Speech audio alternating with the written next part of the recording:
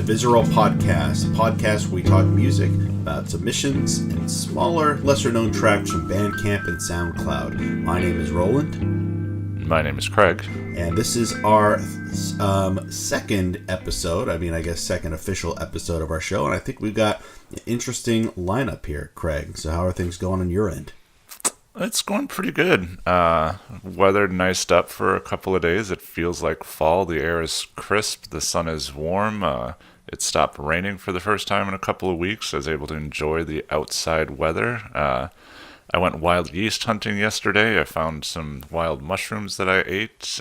They were just the edible kind, not the psychedelic. So unfortunately, just had a really good dinner. And now I had a great night's sleep, and now I'm ready to talk stupid music with Stupid You. Yeah, I should have taken a picture of, as I mentioned on the previous show, I listened to these songs from my little Bluetooth speaker while I'm riding my bike, and this was an interesting set to be blasting as I was riding around the Bay Area, but I might not be riding for the next couple days, because as it stopped raining on the East Coast for you, it's now started raining here in the Bay Area, at least just a little bit, but, I could live with that.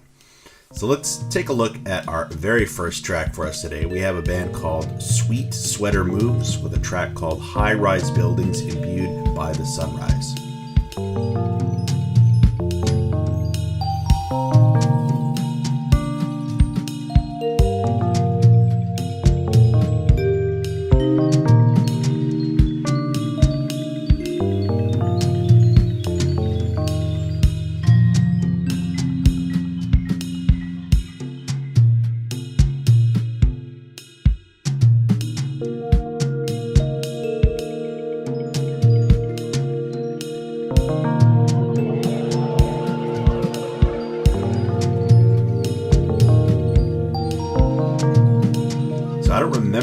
For these 6 songs, which ones I found and which ones you found.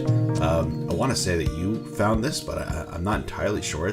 I started the show with this because I thought it was kind of an interesting, different type of track than we've had in the previous sets, and even within the set that we have today. That was kind of just this atmospheric soundtrack, kind of this post-rock track with like some electronic elements, but I thought it was interesting. How about yourself?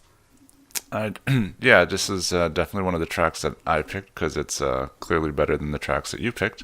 Obviously, I'd say they're clearly Tortoise inspired with their, like you were saying, a little bit of electronic influence in some of the standard instrumentation. This type of electronic music is really what I'm kind of into. It's not glitchy or twitchy or sounds of a computer clearing its throat for like 5 minutes. It's jazz centered. I want to say one of the members or the main guy in the band used to be in a jazz band. It's melodic, like you said. It kind of falls on the ambient side of the road, and it's kind of interesting if you do listen to the rest of the album. Each track is pretty distinct from itself, which can be a little bit of a negative if you're trying to listen to it as a cohesive piece, but each track is just kind of wonderful from an individual standpoint, and this one to me was one of the standout tracks, which is why I chose it. Yeah, it's a good piece. I'll have to check out the rest of the record. I like this kind of music as well.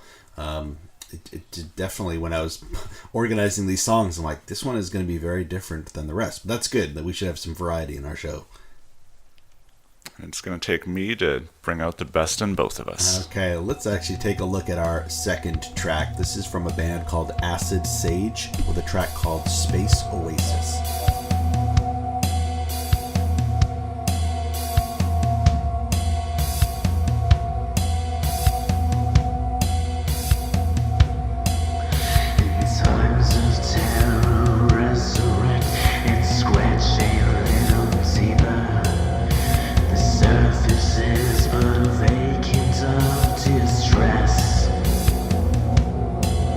The wild light of a piece rings purely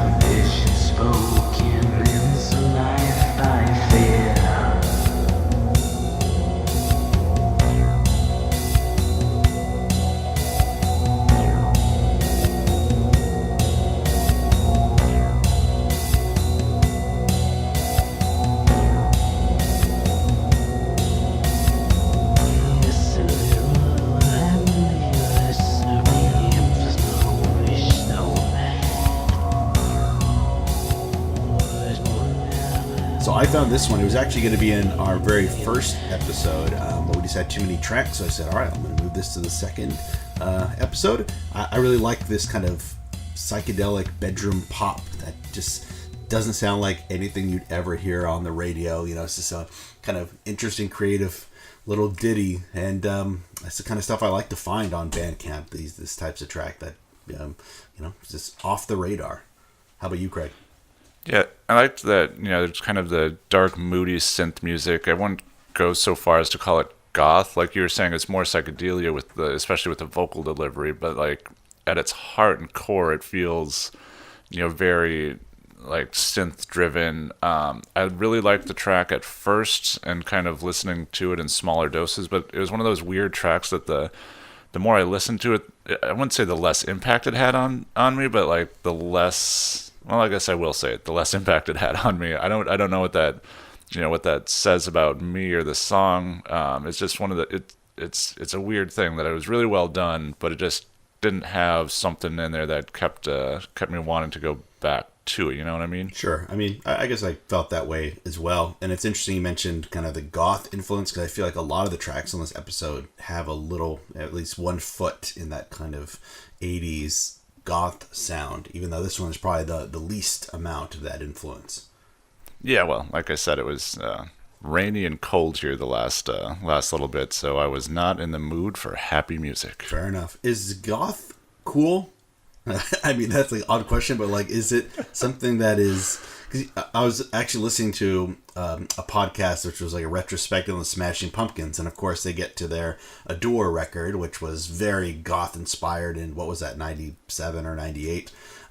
Is there still like kind of a cool goth element that people are trying to tap into, or is that, I mean, we live in the internet age where you can tap into any music genre of all time.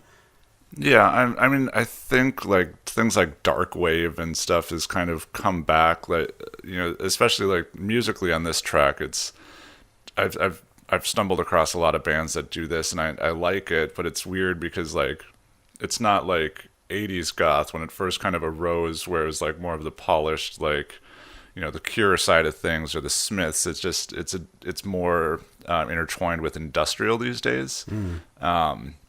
But yeah, it's definitely a big thing, and I think I'm okay with that. Even though I'm not really a goth person, like I don't walk around with eyeliner or big poofy hair like Robert Smith, and I don't know, sleeping on graves and in graveyards and shit. But I like a lot of what the music that they're doing.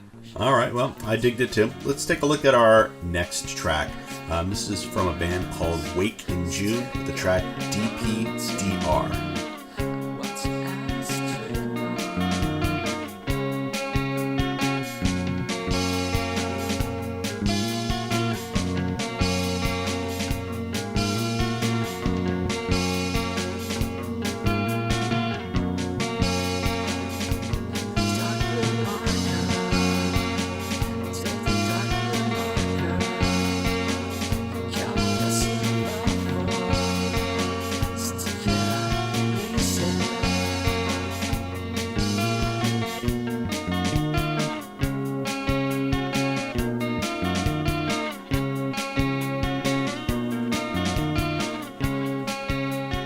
I surely found this track because I'm a big Sarah Records fan, and there's dozens, if not hundreds or thousands even, of bands who, if not on the Sarah Records label or in that larger pool of bands, definitely was inspired by it, trying to make music like it. And this band clearly has heard some of those groups, and I really like it. It's just a very pretty, indie pop jam. Definitely not within that goth sound that some of these other tracks are going for, and I thought it was kind of an interesting break in the middle of our show. What did you think, Craig?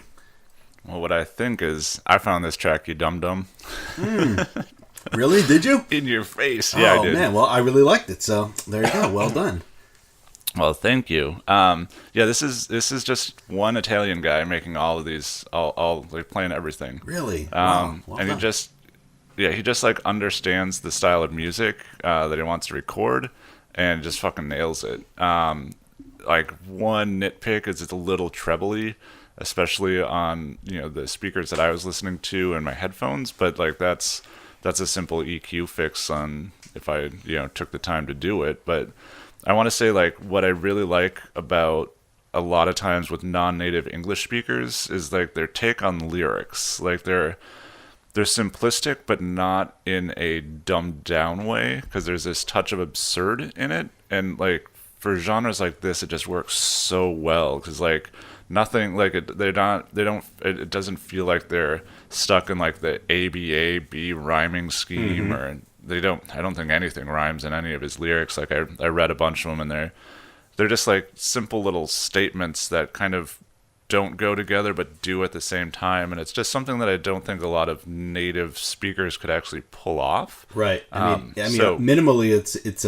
someone putting their lyrics in their native tongue through a Google Translate, and then you get some interesting results out of that. Or it's just maybe the kind of the way poetry or music works in that native language is just kind of structured a little differently, and so it comes out in a way for our English speaking ears is kind of intriguing. Oh yeah, definitely. And like I said, I don't know if these, like you said, if it was just put through Google Translate or not, but I just loved it. And this entire album is great. So like if you like this track, it's one of those ones that I definitely go seek out. And we should note, I think all of the tracks on the show are free downloads, right? Or you can pay what you want, at least, for the bands. I think, am I correct in saying that? Yep, that is correct. I think that's what we're going to go for moving forward. So if you want to support them, you can give them $1 or $2. If you don't want to support them, you can at least slap them on your old iTunes and keep them with you wherever you go. Absolutely. And definitely check out this one. Let's take a look at our next band. This is a band called Melon Coke with a track called When Skies Betray. And the thrill of watching the sun set becomes a shiver. Always love is given, even never have I even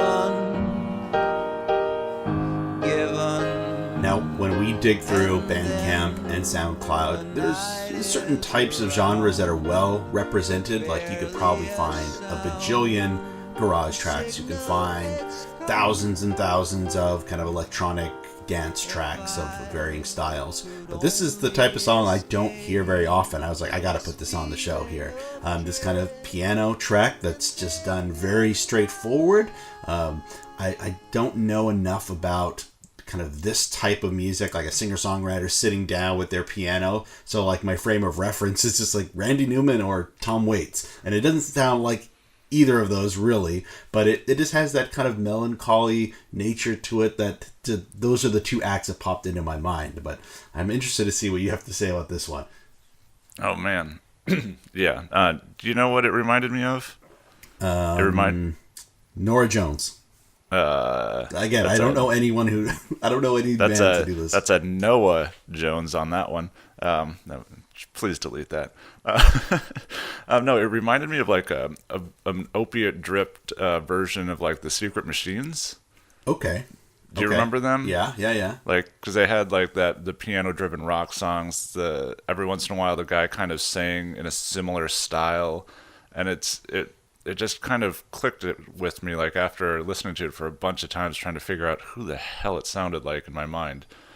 But yeah, it's just a simple yet effective piano melody, and the vocals just match that style so well. That creepy, unsettling delivery, it just worked so well. Did you actually go to their Bandcamp page and listen to the rest of the album? I heard a couple tracks. I don't know if I heard the whole album.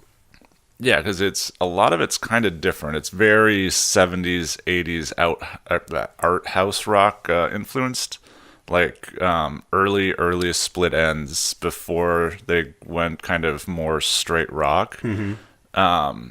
It's one of those things where the whole album didn't quite work for me. This track was great, And it's great to see some of those influences shining through. And like you're saying, it's not something that you routinely would stumble upon in Bandcamp, just because it's a little. I think it's just a little harder to pull off. And yeah. Oh yeah. There's competency in this that I think is a harder thing to capture than when you're just throwing some garage rock tracks together. And I can speak from experience on that. That I don't think I could recreate this song, but I could probably pull off a Mummies song.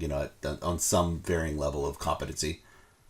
Well, it's competent to one person is. I don't know where I'm going with that. Well, competency for me just means like it is an audio file, and we were able to save it, so pretty good. You did move your hand very fast across the guitar strings and scream about Tranny zombies, Dracula, and Bigfoot and gorillas and stuff. We did do that, yeah. Yeah, unfortunately. When are we gonna do one of some of our music? We actually review our own music. That would actually be pretty meta. And either great or sad. Either we're like, wow, this is the worst thing we've ever played on this show, which probably is going to be the case. Or I say, this is amazing. Well, then you'd be lying. Oh. And I don't want to be a liar. We gotta keep be honest with the viewers, listeners. That's true. Well, viewers and listeners, depending on where you're finding this. Let's go ahead and go to our fifth song today. It's by a band called Cindy Doe, and it's a track called Caught Between.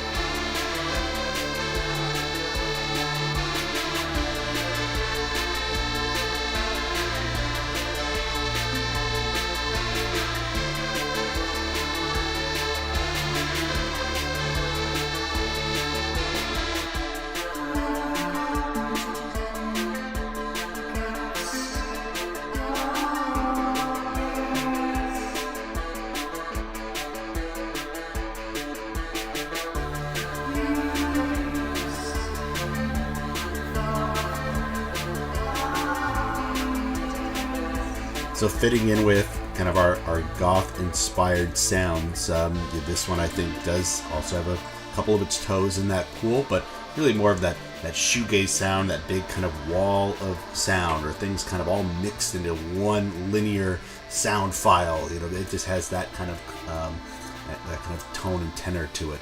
I enjoyed this track a lot. In fact, it might be my favorite song out of this group. What'd you think? I think it's your favorite song because, again, it's one of my picks. Well, you're just better at this, apparently.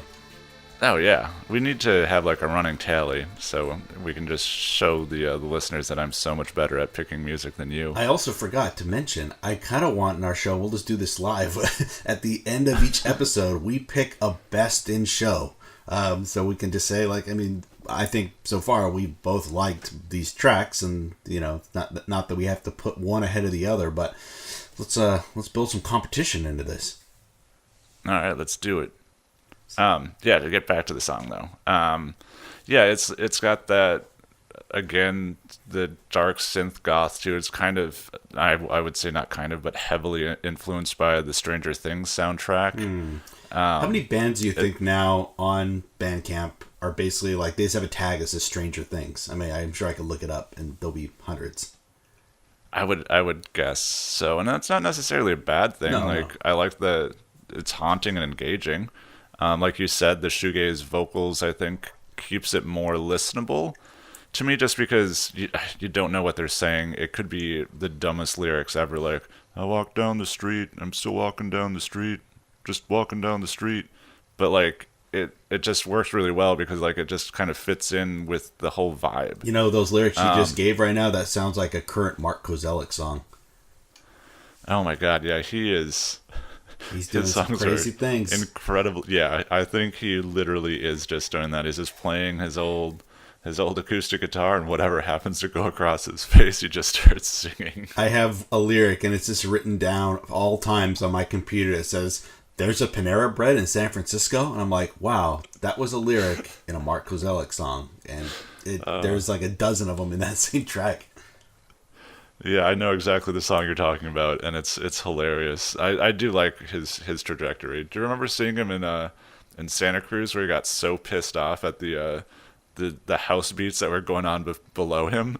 I think that is just his MO, because I saw him last year in Sonoma. It was a benefit for, all the people lost their homes in the fires up here in Santa Rosa. And he was just so pissed. And he was even complaining about like, oh, I can't believe I took a show at the place called The Barn. Like, it just was a bizarre kind of attitude to have when obviously you agreed to do this benefit for people who lost their homes, and you're complaining about, oh, it's a barn. I'm above this. And he kicked people out of the show because he thought they were cheering too much. He spent like 15 minutes complaining about Steely Dan. It was just a very bizarre performance. Well, I agree with him about the Steely Dan rant. Oh, no, I love Steely. In fact, I even heckled him a little bit, because when he's like, oh, was there any songs anyone wants to hear near the end? And I said, you know any Steely Dan songs? Thankfully, he didn't kick me out for that. Oh, did he chuckle? Did anybody chuckle? I mean, people around me chuckled, but he was not in a laughing mood about any of it, so. Yeah, I mean, I don't know. Like, if you play Sad Bastard acoustic music, like, can you pull off that angry vibe well? I don't think it works. Well, I mean, I don't know about what well looks like. It was definitely intriguing, where I thought, I've not been to a show like this. And there's clearly people in this room that are like die hard, like I am a Mark Kozelek, Sun Kill Moon, Red House Painters fan, and they're just eating it up. And then there's people like my dad, who I brought, who's heard, Red House Painters, Sun Kill Moon, and he likes the kind of Neil Young type stuff that he's made. And he was just listening to these thinking like, what the hell is this? That's fucking fantastic. Yeah. Anyway, back to Cindy Doe. Sorry, Cindy Doe, to go on a Mark Kozelek rant there. But any last thoughts on this band? Yeah, I will say, I mean, obviously, if you like this track, everything else kind of sounds like this on the album. Which, if you're in that mood, it's great. If you just want to listen to one or two, that's awesome too. And I like you said, I think this whole, I guess the theme of our show this week is sad goth music, but I like it, and I don't think I'm with you that it's my favorite track of this show. So we'll have some fighting words at the end, I guess. That sounds good. Speaking of getting to the end, let's play our last song. It's a band called Last Supper with a track In My Time of Dying. Just take my body.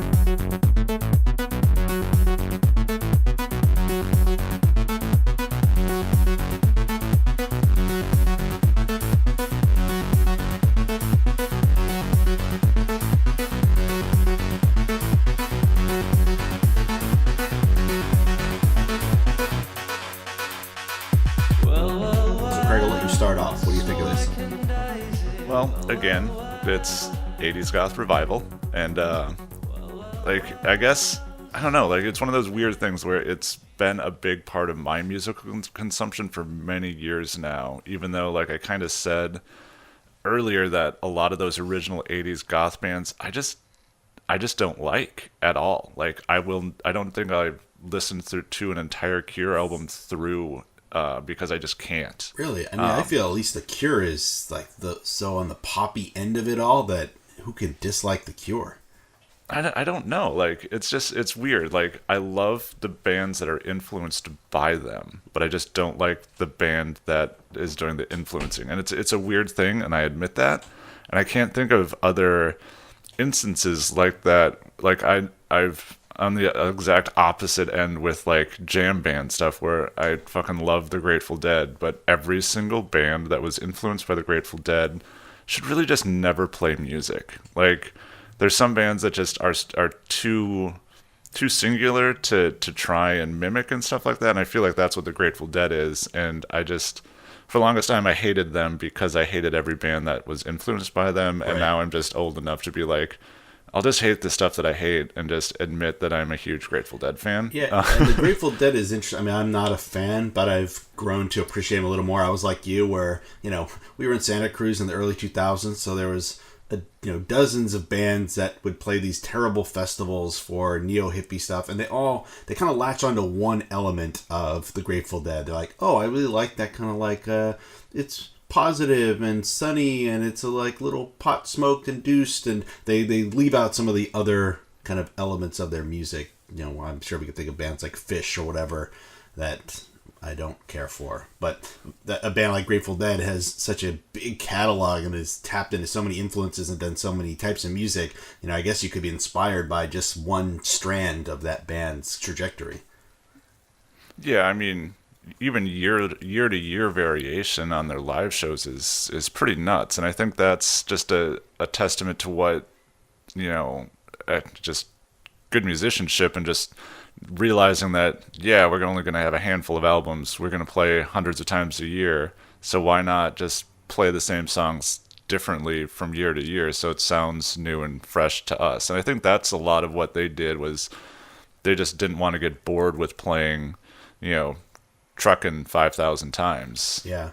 I mean, and like bands inspired by The Cure or that kind of initial goth wave, I almost feel like when the bands that I hear that are inspired by or come in the wake of that, it's almost more just they liked the look of that music less than a lot of the sounds from that music. Like they realized, okay, I do like synthesizers, or I do like drum machines, but a lot of that earlier goth music still was pretty kind of guitar structured, and I don't know, maybe they just liked the image that it was more than a lot of the sound. But I'm pulling. I know. I definitely hear what you're saying, and I think a lot of times too with like I was saying with was it Cindy Doe, where I was talking about kind of bringing in the industrial elements to it, or maybe that was Acid Sage. I can't remember. But yeah, where they can kind of bring in a couple of other influences of music that came along newer. So you have this goth background, like you were saying, with at least with the looks and maybe the general like synth lines to a lot of this stuff, and then they can expand and expound on it. And that's probably where it gets me more, because it does a lot of the stuff that I like more does get away from the popular side. And if we get back to this song, which you were trying to do, and then I pulled you away, and now I'm bringing us back because I'm much more professional. I will say, I don't know if this song got me like it should have. Like, I accept it's a good song, and it's it's really well done, but it almost comes across like a generic, overly sweet dessert. Like, I'm gonna fucking eat that sweet dessert, but it's not gonna do anything for me. And like other people will be like, "Oh my god, this is so good, this is great." I'm like, "Yeah, of course you do. It is good, but like, it just needed something a little more to it." So like, and again, I think maybe it's because a lot of the other songs we were listening to were a little heavier, a little had a couple of other influences in it that kind of pulled the song ahead, and this might have been the most straightforward in that realm. I think that's true. I mean, it almost is like a study in this type of music. Like when I listened to it, I thought, oh, I've heard this song before in some variety, but it's done really well. Like, this is clearly someone who knew that style, knew how it's supposed to sound in a recording, was able to put it together quite competently, and I respect that. Oh yeah, definitely. And I think that's the hard thing a lot of times with music criticism, is like, when do you pull in subjective, feelings, and when do you keep it objective? Obviously, we're not going to be like, oh, in bar 4 of measure 13, or they missed a note. Like, it's not going to be that type of music criticism. No, so definitely not. God, no. I've watched some YouTube shows that are that, and I'm like, all props to you, music nerds, but I'm not interested in that kind of reflection on the tunes. They should have went into a descending 5th instead of an augmented 7th there. Yeah, losers. I think that's a music theory nerd joke. So if it was, please email us at what's our email address? Oh, yes. We probably should introduce the show with these things. Yeah, maybe by episode 3 we can do that. Yeah, it's visceralmusic@gmail.com. We have a Twitter handle as well. You can go find it at Vizaural Music. We started up like a kind of a website, which is really just a place to, here's the feed for the podcast, here's the videos, here's, the links to the band's YouTube pages. And of course, we have our YouTube channel you should go check out as well. Yeah, we did get some hate mail last week, which I absolutely liked. Thank you. Yeah, what did they say? I think they said that I suck, Yeah, they did. It was great. and can't argue with that. Yeah, So I'm hoping to get some some of that hate mail as well. Hopefully, I'll do something that requires someone to tell me I suck. besides like Besides you, everything. I mean, besides you and just my family and all those people, but I'd like some strangers to also start telling me of my defaults. I mean, it is the internet. I thought the default setting was anger, rage, and like just hatred of everything. That is true. That's why we're here. So, Craig, as as we're at the end here, which one of these 6 songs we listened to today, which one is the best in show? I think I've already made my opinion clear. I'm not necessarily it was like better than all of them technically or anything like that. And in fact, I liked all 6 of these songs, but I'm gonna have to give it to Cindy Doe with "Caught Between." Yeah, that really shocks me actually, because like for you, I don't know. When I put that up there, I'm like, I don't know if he's gonna like this, just because I thought it was gonna be a little too heavy for you or too something. I don't know. You're even though you're many years younger than I am, you're much more of an old man. So True. that did surprise me. For me, I think it's going to be the Wake in June song, DPDR. Just because, like I said, it's just one of those songs and genres that I dig, and the guy just walloped it out of the park. It was like a perfect representation of it. It just sounded great, and even though I did complain about the mix, why take that seriously when the track is absolutely phenomenal? Absolutely. Well, and that's wrapping up our show for this week. So again, make sure you subscribe on iTunes, on Apple Play, on Stitcher, anywhere you basically find your podcasts at this point. On Google Podcasts, on Google Podcasts, something else yeah. that I don't use. But yeah, it should be up on all those RSS feeds for anything you listen to. And if you can't find it on the app that you listen to, email us and we'll see what we can do. Yeah, and maybe if you're not a podcast person, we'll have a YouTube version up with links to the bands in the notes below, as well as just the album covers. You can kind of just see the visual that the band selected to match their music. Oh yeah. Speaking of that, that's probably the biggest thing that gets me to click on things when I'm just going through pages and pages and pages of Bandcamp people. So make that artwork shine, people. That's right. All right. That's it for this week, folks. We'll see you next time.